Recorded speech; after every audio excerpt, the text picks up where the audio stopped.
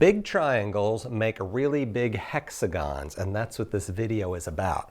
I love this, I love the size of it, and I love the colors of it. But how do you make a giant hexagon? Well, you have to make some really nice triangles to start. Now, the easiest way to make a triangle is, first off, I'm going to show you, I put strips of fabric together.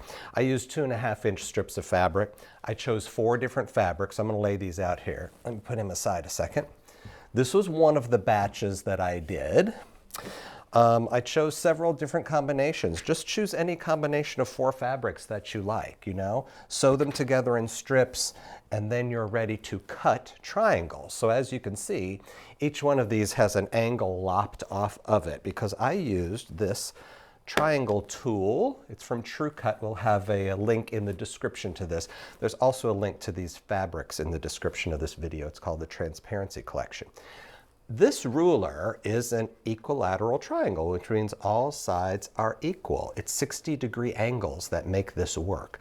I love this thing, but there's something you need to know about cutting triangles. I have laid these out. You can tell I've already cut them. If you look closely, you'll see the lines. But as I laid it out as though I had not. So let me set these aside. I don't need those anymore. Take this triangle and you lay it on your fabric, right? And obviously you take your cutter and you cut that angle, cut that angle. But here's what you don't want to do. Do not use the point of this triangle. Look, if I slid down and I use the actual point of this triangle at the top of my fabric, when you put your hexagon together, you're going to have all kinds of bulk in the center. You don't want that.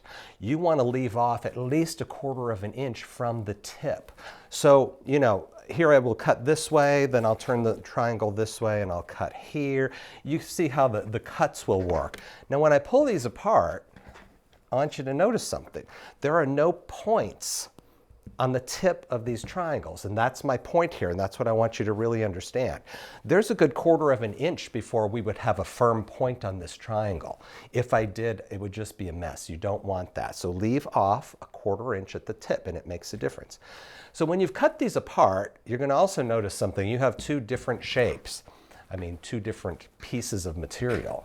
These are the 2 things you come up with. They're not all the same. So if you start piecing a hexagon together like this, you're going to go, well, wait a minute, my fabrics are not matching up. No, they're not. And they will continue to not match up if you keep going in this direction, right? That's one way you can go, and that's how I've done some of the samples. The other way you can go is take the like triangles and put them together. Now you can see your fabrics all line up. You have a choice on this with the triangles, one of 2 ways. Either line them up or do them every other one. And there's no wrong answer to that. So what's fun about this is when you start to assemble your hexie, it's what the cool quilters call hexagons. Do them in 3s. So here's 3 pieces right here. I have stitched them together, and then I've done another 3 here. I have pressed all my seams open. And the reason for that is when we join all this together, that center part has the most seams. But if you flatten things out as you go, you're really not going to have any big bulk, especially if you cut the tips off like I suggested, okay?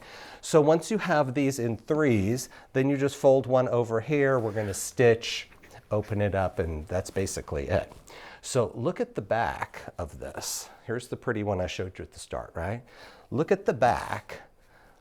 There is no giant knot in the center, and that's what most people have on their hexagons because they didn't chop that little tip off. So again, that's a very important thing to do.